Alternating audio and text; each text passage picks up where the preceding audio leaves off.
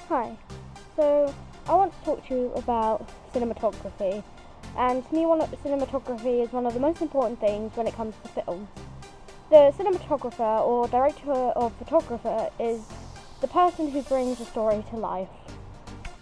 So one of the key elements in cinematography is the camera work. Mainly means like different camera angles and the way they make the audience feel a part of the film and to know what's going on and get the emotions running to the audience. So for example, the difference between low angle and high angle shots is that low angle shots can make someone feel superior, can make them feel empowered and make them seem like the person of key importance, whereas a high angle shots makes the person feel vulnerable and less important, and the person behind the camera is like looking down on them and making them seem less important. Another example can be like the difference in close-ups. Like a normal close-up is just the face, and depending on the emotions it can make the person look passionate towards another person, or it can make them look upset depending on the emotions. Compared to extreme close-ups, there was this one example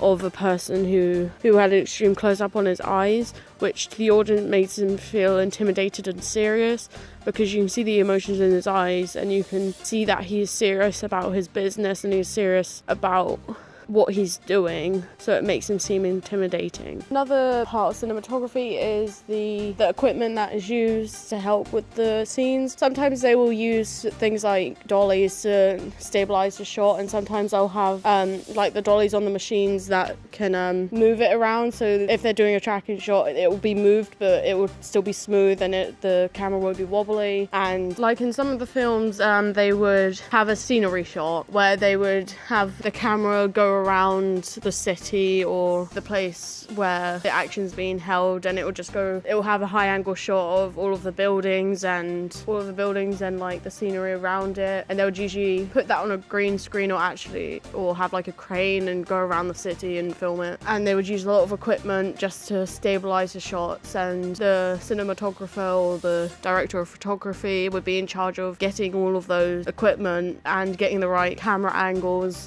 to get the right emotions for the film. The main part of cinematography is the camera work and how they use the right camera angles and the shots to get the emotions for the audience to understand what's going on. Because if someone's scared and they do like a long shot, it won't give the same emotion as a close-up onto their face and the emotions being showed through the characters. Because but the main part of cinematography is the camera work and the angles, getting the right angles to get the audience to know the emotions that are going on in the characters in the film. Because if someone was scared and they did a long shot, they wouldn't really understand, because you wouldn't be able to see their emotions and how they're acting. So the cinematographer would get the close-up so you can see the expressions on their face, and maybe a medium shot to see their body language. And so that's why it's one of the key importance of a cinematographer. So it all started with Eadward, who used 24 cameras all lined up in a row to take a photo of a famous horse named Sally Gardner. He did this because he wanted to see whether a horse lifts up all of his legs when he runs, and he lined up the 24 cameras to see if that was true, and he noticed when the photos together that he made a little moving picture. So then it came on to the Lumier brothers, who invented the first motion cameras. After they worked in a photography studio, they invented a way for a camera to take 12 photos per second, or as we know today, 12 frames per second, and then make a film. When they projected them all together, it would make like a motion picture. 20 years later, after Bell and Howell had a trip, after using the Lumiere brothers' invention, they discovered that termite would destroy the camera as it was made out of wood. So they changed the camera. So instead of being made out of wood, they upgraded it so it was made out of metal instead, so more people could take it out and less risk of breaking it or it being eaten by termites. Then Sony came along with their first camera, and the camera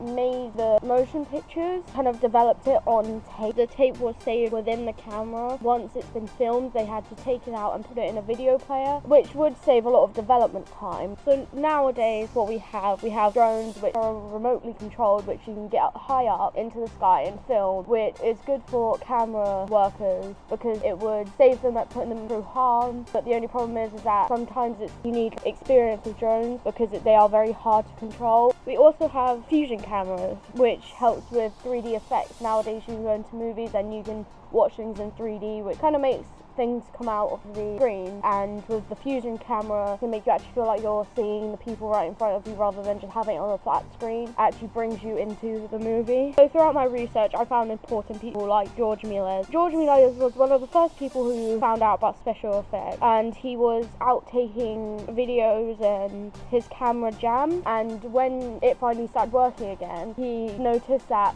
the men in the photos became women and people disappeared, and that's when we first found out about stop motion, and that's how he made his film, to show off his magic trick, which helped with film because it special effect really. But later on in life he realised that his films didn't really have any narrative in it, so he decided to try and add a bit more story to it, like his trip to the moon. That was a very popular film of George Melies, so he kind of created a story about some scientists going up to the moon and discovering a new planet. Then it came to Thomas Edison, where not only did he add sound to films, he also added colour, and it was an evolution to filmmaking. His dance film, that was all about the colour and how he managed to change the colour, women dancing, and the sound gave it a bit more feel to his film production. But unfortunately when sound came in, it was the golden age for silent film, and people like Charlie Chaplin, he was very popular within that era, and unfortunately when sound and colour came in, Charlie Chaplin's career kind of ended soon after, because he was good at silent films, but when it came to him having sound, his acting and his voice wasn't right, so his career ended soon after. So with cinematography, I am very curious to know how many people are aware of the cinematography behind films, or whether they actually know how films are made, other than, oh, it's a story, this is what happened. I wanted to know whether they knew how things like Star Wars and Inception and all of the great films were made. So I asked a few people some questions about their favourite film and whether they know how it was made. So what is your favourite film? My favourite film is Kingsman: The Secret Service. Probably Star Wars. I'd say at the minute's probably Kill Bill. How much do you know about how the film was made? I imagine lots of green screens, ropes for the actors to swing around on, stuff like that, rappel from ceilings. That's as much as I know. I'm not really sure, to be honest. I just know there's a lot of green screens. And are you aware of any cinematographers or director of photography that are involved? Honestly, I'm not really sure. I just know it involves camera work. Well, I know about the Crazy 88 scene where she's fighting all these samurais, whatever, and it goes black and white. But I know they did that because they were using coloured like syrup or whatever for blood, but it was sticking to everyone's costume and it wasn't working. So they changed it to black and white so they didn't have to do that particular syrup. Do you know anything about cinematographers, any examples or what they do? Not specifically, no. Honestly, I'm not really sure. I just know it involves camera work. Yeah, I know of cinematography. I can't give you. Well, it's like different directors use different cinematographers differently. Like David Fincher has a completely different style to Quentin Tarantino, for example, how he directs the cinematographer to work. But there's establishing shots where it's just one tracking movement through a place. I can't think of a specific movie. Kill Bill does it at one point. So after finding out whether people knew about it, I was kind of disappointed that not a lot of people know about some of the CGI effects and green screen effects, because that is the basis of how all great films are made, kind of like Inception. Inception was a very good example when researching in cinematography. It's well known for their special effects, their camera works, and how they actually make the film come to life, and it has won many awards for just how beautiful the effects are, and is a very good example to show people how the film was made. So another good example in my eyes is Life of Pi. Now Life of Pi didn't come out too long ago, maybe a couple years ago, but after finding out about how they did things, it completely amazed me. Like, for example, a lot of the scenes were Pi on a boat, and when researching into it, I found out that they had 1.7 million gallons of water, and they just put a boat in the middle, and due to green screen effects and the right camera angles, they were managed to make these beautiful scenes of him just floating through the ocean with the right camera angles. They managed to get that beautiful sunset, and finding out that, well, I knew the tiger wasn't real, but how they actually made the tiger through CGI effects was completely amazing, and how they managed to manipulate it to look like him touching it when it's just a little cotton ball on a stick was completely amazing to me, because well, they made it look so real, but it was literally a cotton ball on a stick.